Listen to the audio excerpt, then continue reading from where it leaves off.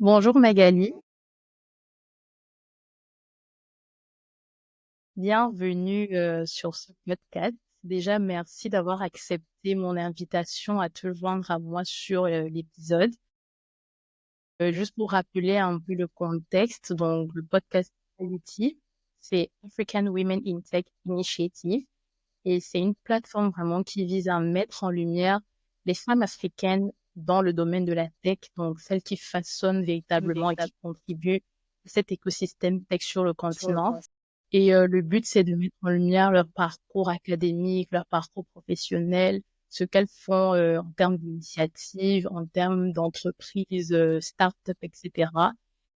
Parce que l'idée, c'est d'avoir derrière des jeunes femmes et des jeunes filles qui s'en inspirent et qui finalement vous voient comme des rôles modèles. Donc moi, je vous considère comme un rôle modèle tout simplement. Et je suis très ravie de vous avoir ici. Donc, déjà pour commencer, j'aimerais que tu puisses te présenter très rapidement et puis on pourra aller dans les détails au fur et à mesure de la discussion. Ok, merci beaucoup Moïse pour l'invitation.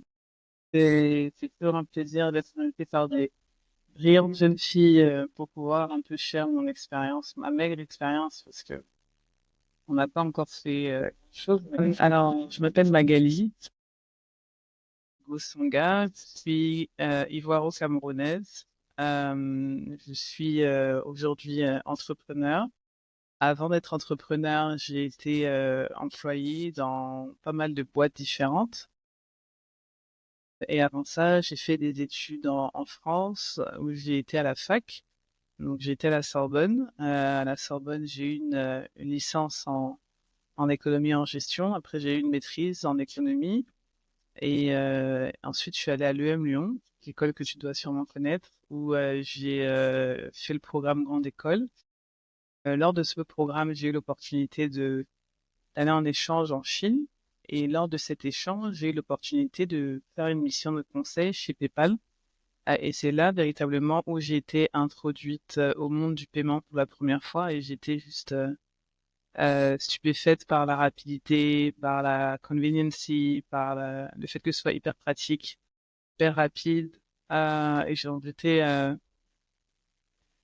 J'ai adoré en tout cas et j'ai voulu travailler dans ce secteur-là, dans ce domaine-là. Et donc ensuite j'ai tout fait pour centrer mes expériences autour du monde du paiement. Et je suis rentré en Afrique en 2018. J'ai été d'abord en Côte d'Ivoire, puis je suis venu au Cameroun. Je pense qu'on aura l'occasion de rentrer dans les détails un peu plus tard, mais voilà un peu ma bio. Et actuellement, je réside à Douala, au Cameroun. Bah, très bien, très bien. En tout cas, c'est très intéressant d'avoir déjà posé cela comme base. Moi, j'aimerais par exemple revenir un peu en arrière au niveau du collège, au niveau du lycée.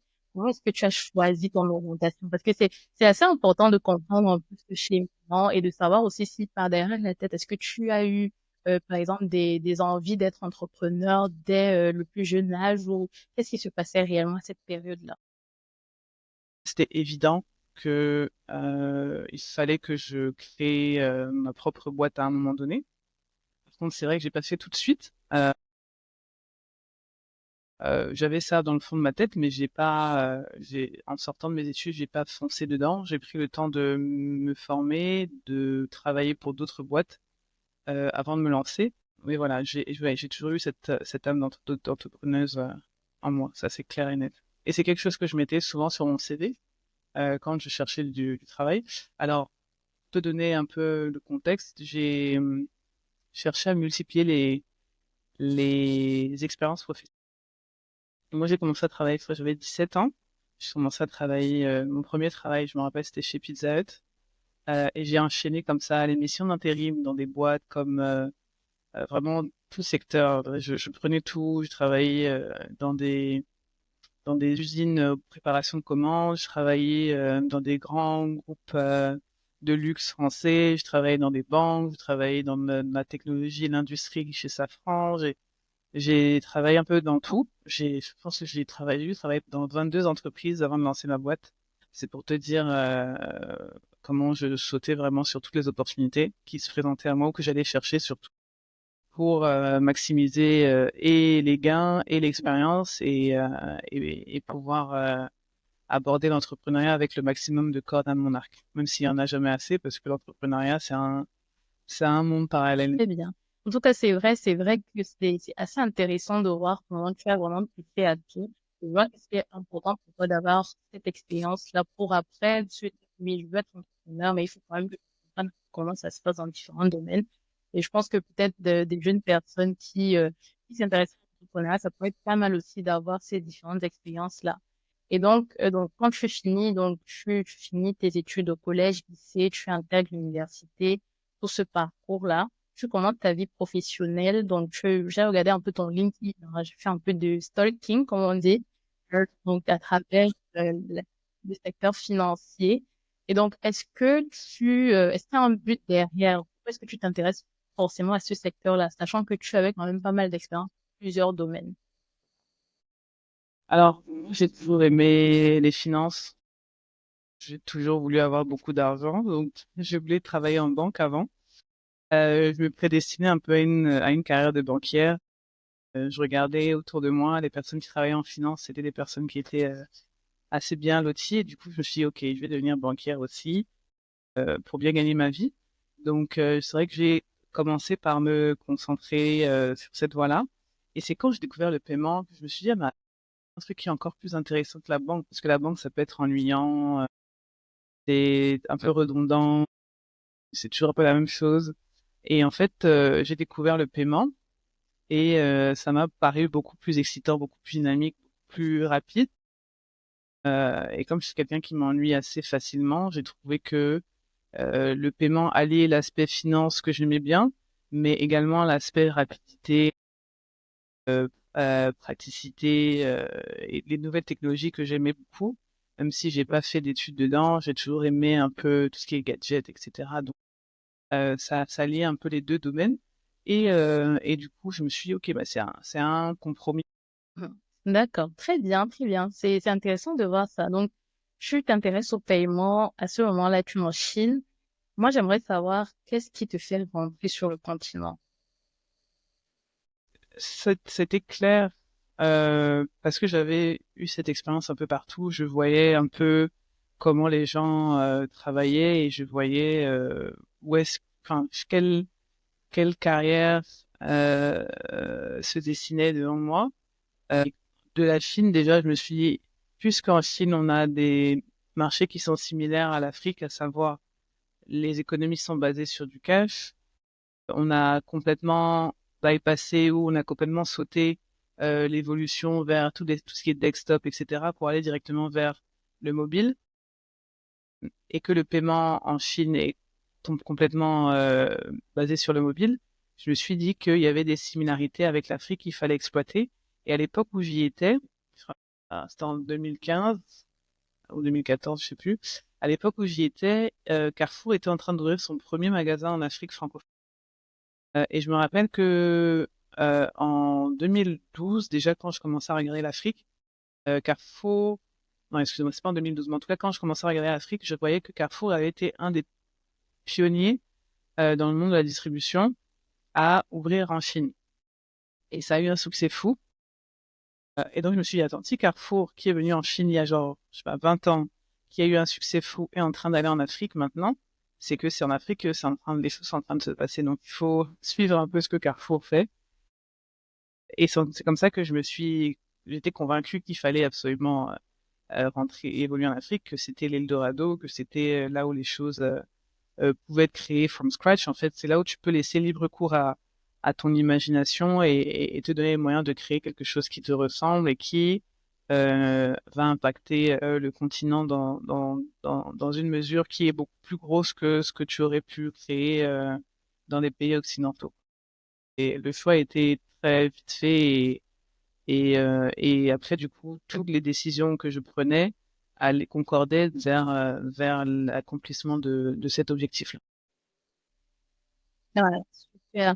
Et donc, je vois que dans ton parcours, je vois un peu ce côté aussi, il y a aussi une opportunité aussi qui se crée à ce même moment-là, parce que c'est à ce moment-là aussi qu'on a énormément de fintech autour des paiements qui explosent, on va dire.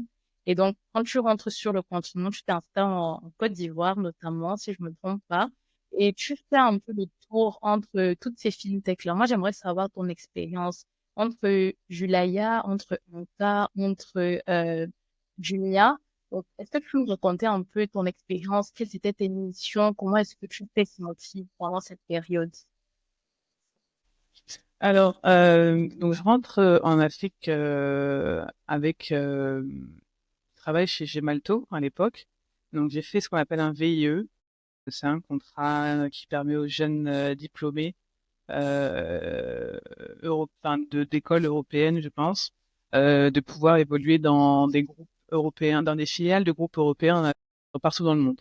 Donc moi, j'avais cherché un VIE en Chine, tellement j'avais aimé la Chine, je me suis dit, OK, il faut que je retourne parce que il y a trop d'opportunités là-bas. C'est-à-dire en Chine, tu restes là et ça tombe sur toi. Et donc, je voulais retourner là-bas sur une plus longue période. Malheureusement, je n'ai pas trouvé de VIE là où je voulais, dans le secteur dans lequel je voulais travailler. Du coup, après, j'ai cherché un VIE au Cameroun, j'ai pas trouvé. Et après, donc mon dernier choix, c'était la Côte d'Ivoire. Et donc, j'ai trouvé un VIE en Côte d'Ivoire dans le monde du paiement, ce qui était vraiment assez rare parce que à l'époque, comme tu as dit, ça venait de naître et c'était pas commun.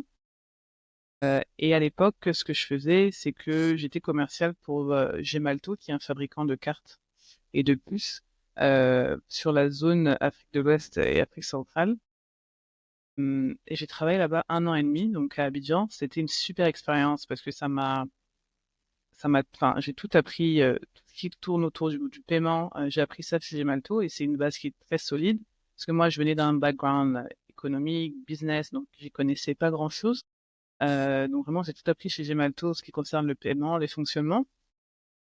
Et après passer chez Gemalto, j'ai travaillé chez Jumia, première directrice de Jumia Pay. Jumia Pay qui est l'équivalent de PayPal pour eBay. Donc moi j'étais chez Jumia Pay en Côte d'Ivoire. Et encore une fois, voilà, c'était des postes qui venaient de se créer parce que c'était tout nouveau. Et enfin, j'ai leverage sur mon expérience que j'avais eue chez Gemalto pour euh, essayer d'augmenter, enfin de faire avancer l'activité de JumiaPay au sein du groupe Jumia en Côte d'Ivoire, en Afrique francophone. Donc ça a été pareil, une très belle expérience. Et c'est en fait à chaque fois c'est comment capitaliser sur l'expérience que j'ai accumulée pour aller vers la prochaine expérience. Donc de chez Gemalto, je capitalise et je vais chez Jumia. De chez Jumia, je capitalise et je vais chez Julaya. Parce que Jumia, c'est un centre de formation. Ça veut dire que un élément qui a fait 1 an et demi, 2 ans chez Jumia et qui a plutôt pas bien performé va travailler dans une autre boîte et va faire de très belles choses. D'ailleurs, tu as ce qu'on appelle la Jumia Pay Mafia maintenant. Donc, c'est pas mal d'anciens de Jumia Pay qui ont également créé leur boîte. Et donc, voilà, on était dans un environnement hyper dynamique avec des personnes, des grosses têtes pensantes. C'était vraiment un environnement incroyable dans lequel évoluer.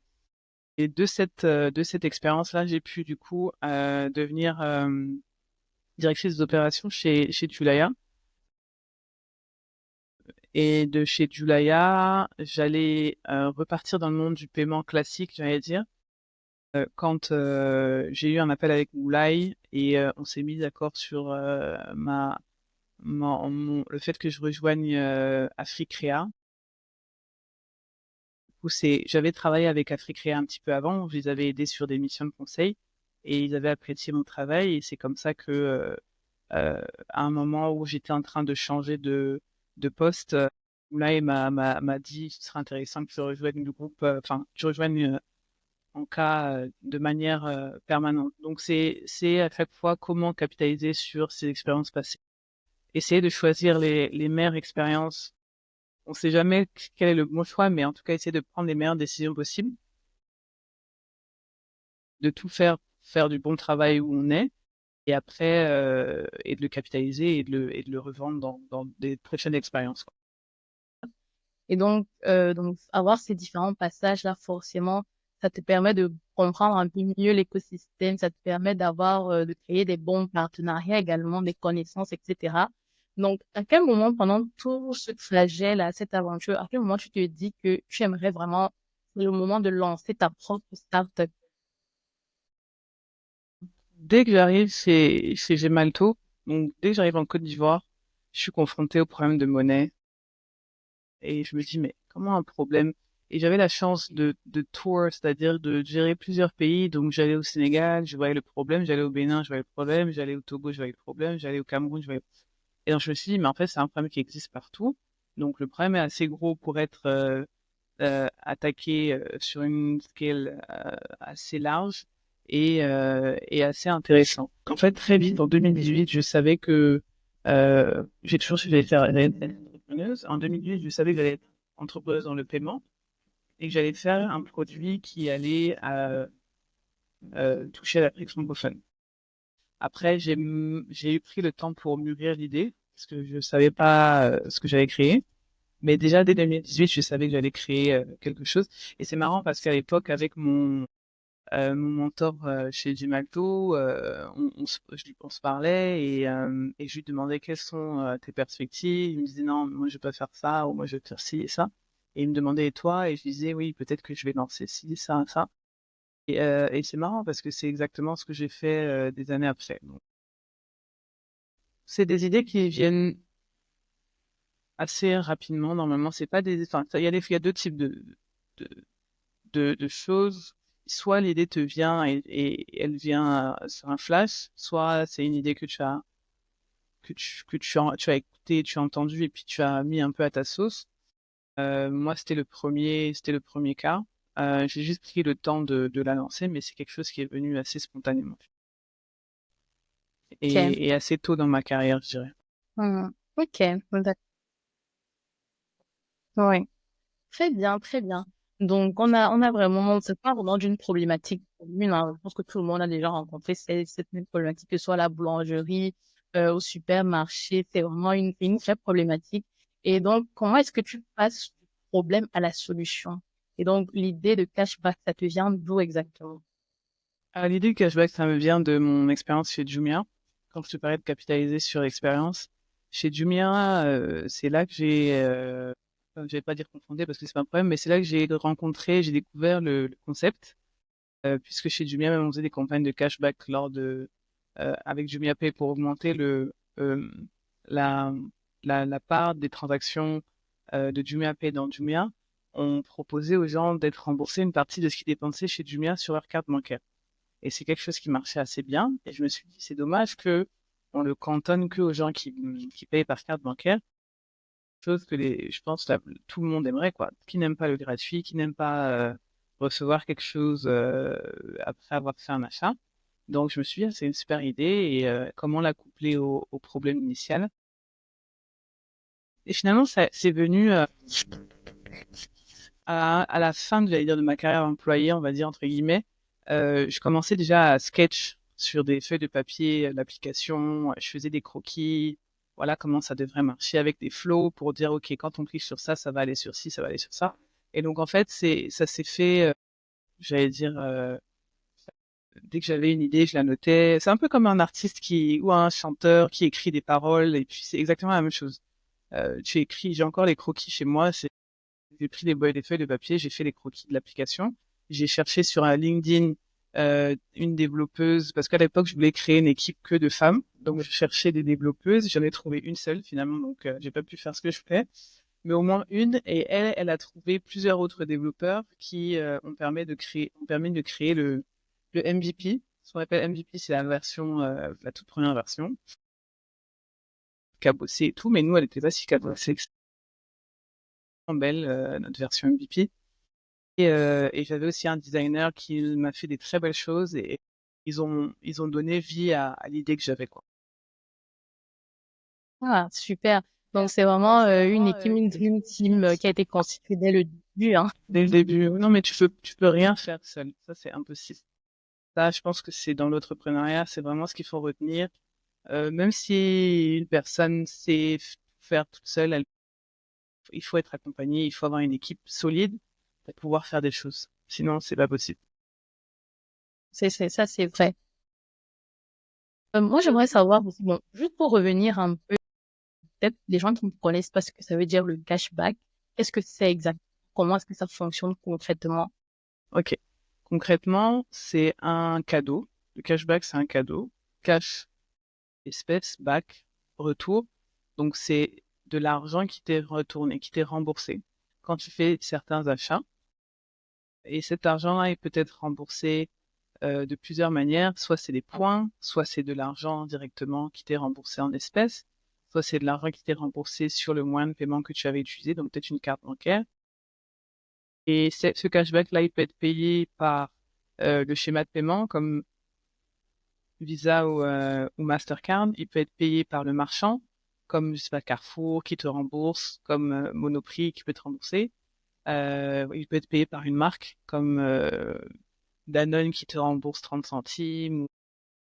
Et enfin, le concept de cashback, c'est différent d'une réduction parce que le cashback, tu payes d'abord la totalité, tu payes 100% du prix et on te rembourse une partie du prix. Donc à la fin, tu as le produit plus soit de l'argent, soit des points, soit voilà. Et donc en fait, le cashback, c'est juste un moyen de fidéliser des consommateurs vers soit un marchand, soit un moyen de paiement en fonction de qui te l'offre. Et concrètement, nous, ce qu'on fait dans l'application, c'est que lorsque tu fais des achats dans un magasin qui est partenaire à Cori, l'application, tu payes l'achat, tu fais tes courses normalement, tu gardes ton ticket de caisse, tu prends ton téléphone portable, tu ouvres l'application Cori, tu scannes le ticket de caisse, et en fait, nous, on va calculer combien est-ce que tu es, à combien est-ce que tu es éligible, et on va te reverser cet argent sur ta carte de fidélité du magasin dans l'application. Donc, en fait, dans ton application Cori, tu as plusieurs cartes de fidélité différentes, et selon que tu as fait des courses dans tel ou tel magasin, et ben, tu seras remboursé dans tel ou tel magasin. Et l'argent qui t'est remboursé dans cette carte de fidélité-là, tu peux l'utiliser pour faire des achats dans le même magasin. Donc, tu peux revenir et utiliser ces cadeaux que tu as reçus pour acheter d'autres choses sans sortir dehors. D'accord, c'était très clair le fonctionnement du cashback et comment est-ce que vous l'appliquez au niveau de Cori. Moi, j'ai lu par exemple quelque part qu'il y avait que ce marché-là représentait environ 16 milliards de dollars US d'ici 2029 en Afrique et au Moyen-Orient. Donc, c'est pas un même marché qui a un énorme potentiel, surtout avec tout ce qui va être paiement mobile, la mouvance vers les fintech, etc. Moi, j'aimerais savoir au niveau de Cori, est-ce que tu peux nous donner un peu quelques chiffres? Qu'est-ce que ça représente en termes de chiffres? D'accord. Alors, en termes de chiffres, nous, par exemple, il y a quelques mois, on a passé la barre des 10 millions de francs CFA de cashback versés. Donc, en fait, nos utilisateurs, à eux tous, ils ont reçu au total plus de 10 millions de francs CFA, donc il correspond à peu près 15 000 euros. Je crois que ça faisait 1 an et demi qu'on avait lancé quand on a passé cette barre-là. Donc, concrètement, c'est des gens qui gagnent des manicures gratuites, des courses gratuites, qui gagnent des places de cinéma gratuites, qui gagnent des coupes gratuites, dépendamment du commerce avec qui on est partenaire. Ils gagnent des cafés, des croissants gratuits. Donc voilà, vraiment, on essaie d'impacter le quotidien des consommateurs en leur offrant ce qu'ils ont l'habitude d'acheter, pardon. Et donc, ils sentent vraiment l'impact, puisque c'est des choses qu'ils aiment, qu'ils connaissent bien et qu'ils ont l'habitude d'acheter. Et pour une fois, on les leur offre. Donc, c'est intéressant dans ce sens-là. Voilà. Ben, super. Et est-ce que vous avez par exemple des retours de vos utilisateurs et même des commerçants finalement, parce que c'est aussi un moyen d'attirer des clients. Donc, quels sont les retours qui reviennent généralement? Ben, généralement, les consommateurs sont assez satisfaits. Une fois qu'ils ont compris le concept et qu'ils ont eu à gagner un peu d'argent, ils sont satisfaits. Quand il y a des problèmes sur l'application ou que l'application ne marche plus, là, ils sont très mécontents et ils disent oui, oui, mon argent, vous me devez tant, alors qu'à la base, c'était un cadeau qu'on leur offrait. C'est devenu une dette qu'on leur doit, donc c'est assez marrant de voir la posture de certains clients quand ils sont habitués à l'application. Et non, je pense que globalement, les clients sont satisfaits. Hier encore, je suis passé dans un magasin partenaire et je regardais quelqu'un qui était en train de s'acheter des courses pour 3000 francs et il payait avec sa carte de fidélité. L'impact, il est quotidien et ce qui est intéressant, c'est qu'il est vraiment sur des classes, j'allais dire moyennes, voire basses. Et c'est une bonne chose que de faire profiter de ce genre de produit-là à des personnes qui ressentent vraiment la différence dans leur vie quotidienne. On en est très content. Et concernant les commerçants, bah, écoutez, ça il y a des commerçants on travaille avec des commerçants depuis, certains commerçants depuis 2 ans maintenant et ils sont satisfaits de l'application. Ils nous ont recommandé pour la plupart, enfin pour la plupart. Certains nous ont recommandé et on essaie, voilà, de multiplier les partenariats pour faire en sorte que les consommateurs puissent utiliser l'application dans de plus en plus de commerces différents. Non, j'ai vu que c'est ça qui est un peu un notre moteur. Quand on voit les gens utiliser l'application, les gens nous faire des retours, faire des suggestions, ou même se plaindre, parce que beaucoup se plaignent. On sent que voilà, ils utilisent l'application et que ils veulent continuer à l'utiliser et ça nous améliorer tous les jours. Donc c'est très intéressant. Ah, OK, super. C'est super intéressant d'avoir cet impact aller-retour, positif qui remonte. C'est-à-dire qu'il y a vraiment un impact qui est créé et donc finalement la solution sert vraiment à quelque chose au quotidien, donc c'est super. Lors de la création de cette entreprise, tu as mentionné qu'au début, tu recherchais des femmes pour des postes de développeuses et que votre premier modèle MVP était déjà assez avancé. J'aimerais savoir quelles compétences tu recherchais précisément lors du lancement de Cori. C'est ça qui est drôle dans Cori, c'est que c'est une fintech, puis je vais dire la fondatrice, mais moi-même je suis pas tech, je suis pas ingénieur, je suis pas développeur, donc moi toute seule je pouvais pas créer Cori en fait, c'était pas possible. Et donc c'est vraiment grâce à l'équipe que j'ai recruté que l'application a pu naître. Ça veut dire que sinon ce serait resté sur un bout de papier et voilà, ça aurait jamais eu le jour. Les ressources primaires ou primordiales pour ce genre de produit, comme ça, hein, une application mobile, forcément il faut des développeurs qui développent l'application. Ça c'est essentiel. Développeurs. Ensuite il faut des compétences créatives, soit designer pour créer des interfaces d'application, ou bien que ce soit web designer pour créer le site internet. Là, moi, j'avais de la chance, c'était la même personne qui faisait les deux, donc ça m'a bien facilité la vie. Mais voilà, pour ce type de produit-là, c'est vraiment des compétences tech qu'il faut en premier, et tout le reste vient en second. D'accord, OK. Donc tu considères que c'est vraiment les atouts, en fait, qu'il faut réunir pour pouvoir, avoir du succès, en tout cas dans ce type de projet. T'as- Une fois que le produit est créé, donc ça c'est même pas c'est primordial, c'est vital pour une application de voir le jour.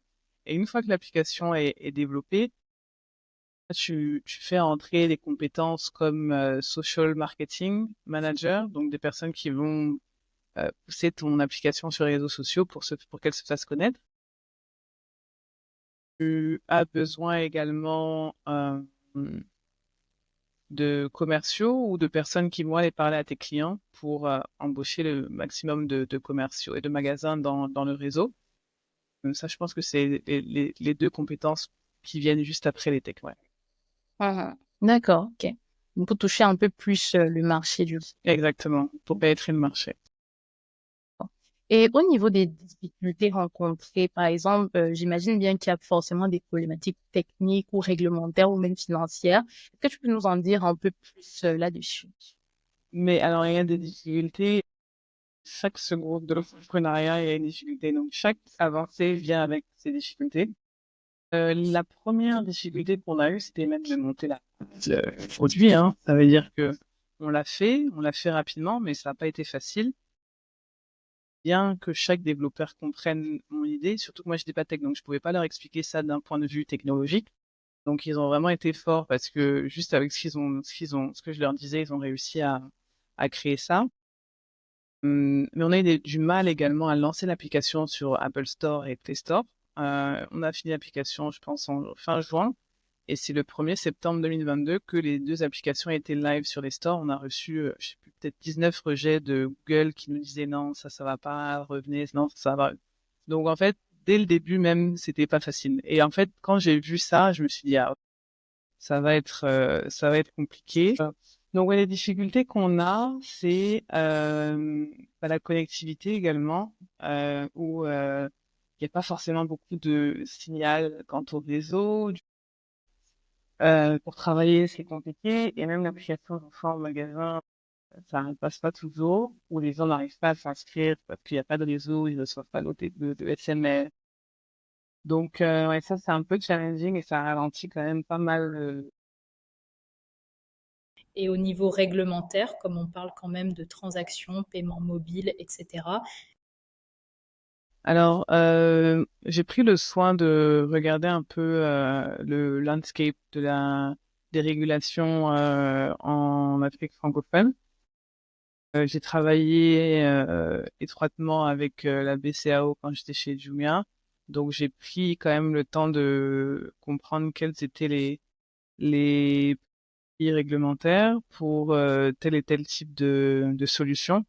Et lorsqu'on a développé la solution, justement, on a pris le soin de ne pas rentrer dans des cases qui allaient nous demander tu vois, des cases qui allaient nous demander d'avoir des agréments ou des autorisations pour exercer. Donc nous, on fait vraiment un paiement, j'allais dire closed loop. Ça veut dire que c'est un paiement qui reste entre le marchand et son client et qui ne peut pas être fait entre un client et plusieurs marchands de manière interopérable. Pour ce type de système-là, il n'y a pas besoin d'agrément. La régulation ne s'applique pas vraiment. D'accord. Ok, donc c'est bon à savoir. En tout cas, je pensais qu'il y aurait eu des difficultés aussi à ce niveau, mais j'en apprends des trucs et c'est aussi bien pour que ceux qui vont nous écouter puissent comprendre un peu comment ça fonctionne. Mm. Donc, donc moi, j'ai une autre question. Par exemple, tu as gagné l'année dernière avec Bobby un challenge qui est assez important. C'est le EcoBank FinTech Challenge de 2023. Donc, je pense que ça a quand même été une étape marquante pour l'histoire de Bobby. Est-ce que tu peux nous en dire un peu plus sur ce challenge-là? Qu'est-ce que ça implique réellement?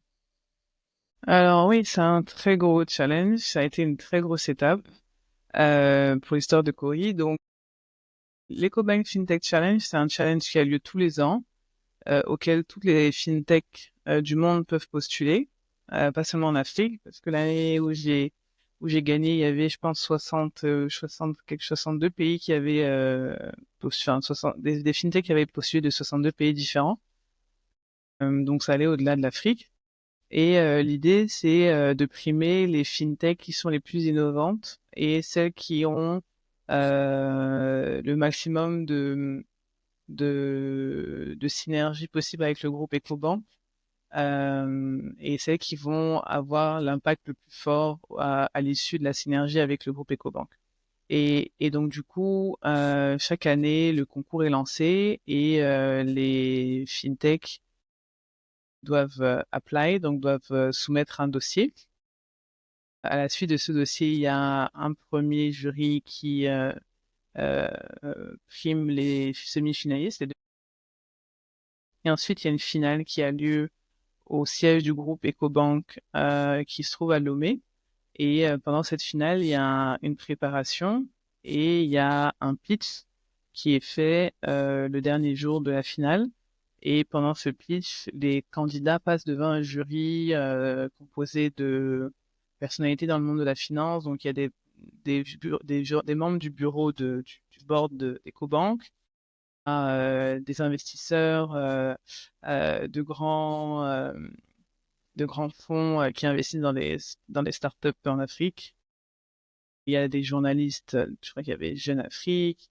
Enfin voilà, il y a des personnes qui euh, une couverture régionale sur l'industrie du paiement. Et à l'issue de cette finale, du coup, est primé, je crois, 2 dauphins et le grand gagnant. Donc voilà. Et donc, ce que cette victoire nous a apporté, bon, déjà, c'était une victoire historique. Donc, je pense que ne serait-ce que les retombées médiatiques étaient juste incroyables. Je m'y attendais vraiment pas que ce soit à ce point-là, donc ça n'a pas arrêté. Et c'est assez prenant. C'est des bons problèmes à avoir, mais c'est vrai que quand on est focus et que on est en pleine lancée et qu'on essaye d'asseoir son business model et son modèle tout court, avoir beaucoup, beaucoup, beaucoup de sollicitations, ça peut être déconcertant.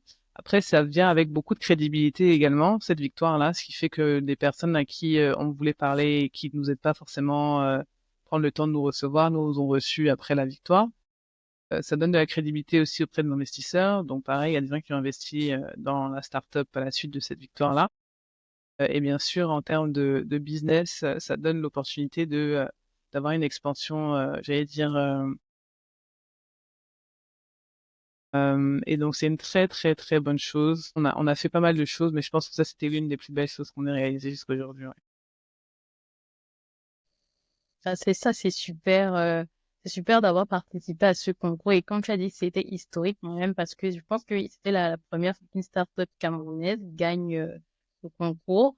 Et savoir une femme à la tête de cette start-up-là, ça rentre vraiment dans ce dont pourquoi on s'intéresse et ce que fait Haïti d'avoir des femmes qui réussissent à ce niveau-là, qui sont finalement des rôles modèles, comme j'aime si bien le dire.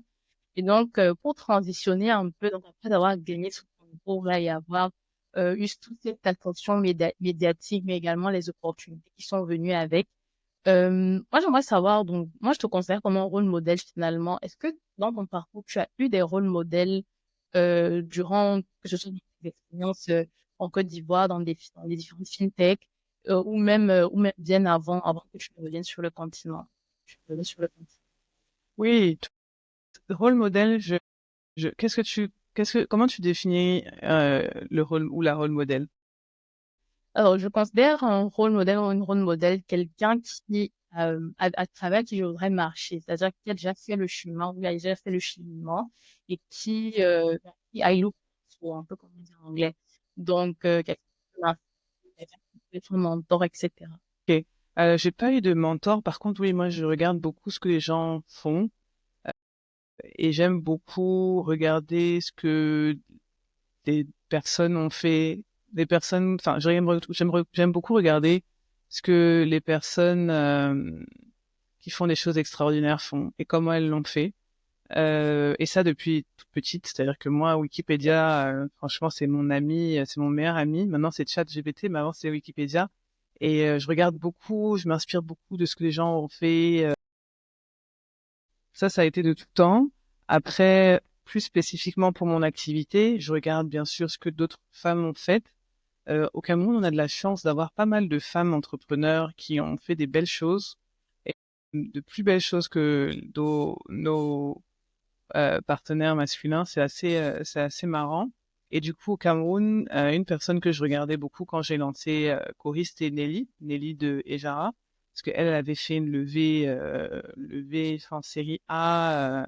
Je pense que c'est elle qui a levé le plus de fonds en Afrique centrale à date. Donc voilà, j'ai de la chance d'avoir ces personnes-là qui sont dans mon écosystème. Donc dès que j'ai commencé, j'ai cherché à la contacter. Je lui ai dit bonjour, voilà Nelly, je m'appelle Magali. Elle me dit oui, je sais qui c'est, félicitations pour ce que tu fais, c'est magnifique et tout. Nana. Et franchement, la solidarité qu'il y a entre les femmes entrepreneurs, elle est juste ouf parce que on se comprend beaucoup.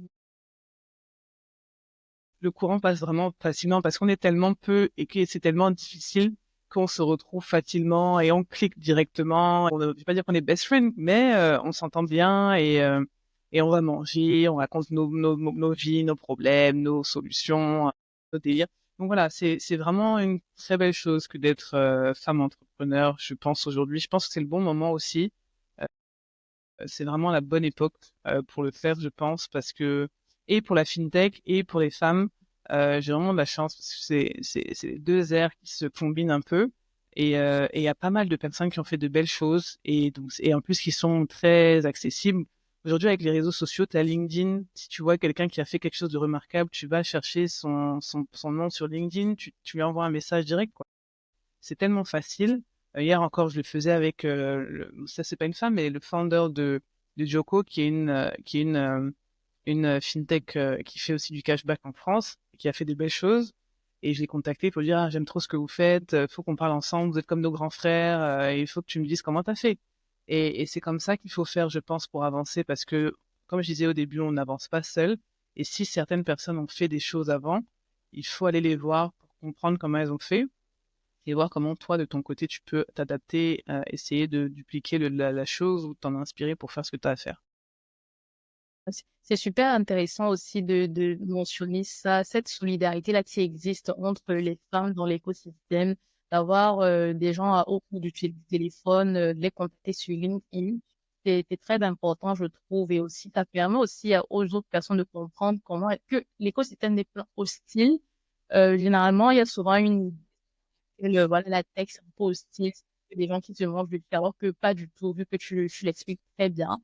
Et je trouve que c'est super intéressant d'avoir cette perspective de l'intérieur, là. Du coup, moi, j'ai vu que tu étais très engagée au niveau associatif.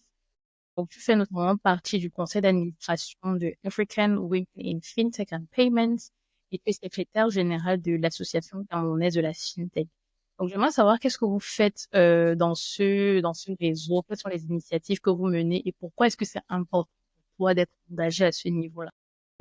C'est important de faire partie de là où sont prises les décisions dans l'industrie dans laquelle tu évolues, pour être au fait des informations, pour être au devant de ce qui va se passer et pour comprendre tous les enjeux de l'environnement dans lequel tu es en train d'évoluer. En fait, l'information, c'est la clé et rejoindre ce type d'association permet d'avoir pas un train d'avance, mais d'être actrice de, de l'évolution de l'industrie dans sa globalité. Et les deux fonctions que j'occupe, notamment la dernière, permet comme je viens de dire, d'être au fait et au devant de, de l'industrie. Donc, je pense que là, j'ai répondu, voilà, être au devant des choses et être actrice de l'avenir de l'industrie dans laquelle on évolue. D'accord, donc c'est très important d'être impliqué à ce niveau-là pour être actrice du changement, être dans là où on prend les décisions et avoir aussi l'accès à l'information, ce que j'ai compris. Ok, du coup, comment est-ce que tu penses que les hommes pourraient être des meilleurs alliés dans l'écosystème tech? Quel conseil est-ce que tu pourrais donner aux hommes qui aimeraient être engagés à ce niveau aussi? Hmm. Bonne question. Encourager les femmes qui se lancent en étant sur le plan professionnel à, aux discussions avec des femmes, parce que tu sais que quand tu es dans un cercle de décision et que c'est toi la preneuse de décision, les hommes, ils sont un peu déroutés et ils s'attendent à avoir un homme en face d'eux. Bon, ça, on va peut-être pas le changer tout de suite, mais oui, ce serait intéressant d'être ouvert au dialogue avec une femme dans des décisions, dans la prise des décisions. Ça, ce serait intéressant. Le support, oui, il pourrait supporter les femmes entrepreneurs. Je vais pas dire les avantager, mais supporter les initiatives qui sont amenées par des femmes entrepreneurs, ça, c'est très intéressant également. Et, et être ouvert. Je pense que c'est trois choses que les hommes, surtout ceux qui sont leaders, hein, puisque c'est de eux que découle la partie toutes les façons de penser. Donc, ceux qui sont dans les positions de leadership peuvent être à l'écoute, supporter et encourager les initiatives qui sont faites par des femmes pour que les femmes entrepreneurs dans la tech puissent évoluer encore plus D'accord, ok. En tout cas, ce sont de très bons conseils et je pense que les gens qui vont nous écouter vont les mettre en pratique. On va déjà sur la fin de cet épisode. Mais avant de se quitter, j'aimerais que tu puisses donner des conseils à des jeunes femmes qui vont écouter cet épisode, pour celles qui pourraient s'intéresser potentiellement à la tech, à la fintech, etc. les conseils que j'ai pour des jeunes femmes qui veulent s'intéresser à la fintech et à la tech de manière générale, c'est de ne pas écouter les limitations qui vont leur être jetées. Ça veut dire que si elles veulent faire quelque chose, si elles ont l'idée et la passion de faire quelque chose, qu'elles le fassent, qu'elles n'écoutent pas les personnes qui vont leur dire de ne pas le faire pour X, Y raison. C'est des limitations que ces personnes-là ont à propos d'elles-mêmes, et ça ne doit pas être des limitations qu'elles déposent, pas du tout. Donc ça, c'est la première chose, n'écoutez que soi-même. Donc, si vous avez décidé de faire quelque chose, faites-le. Deuxième chose, c'est d'être assez persévérant parce que rien, absolument rien n'est offert, rien n'est donné. Tout ça rate. Donc, il faut être très persévérante et il ne faut pas hésiter à, j'allais dire, pousser et casser des portes, casser des fenêtres pour obtenir ce que vous voulez parce que c'est jamais donné, et ce sera pas évident non plus.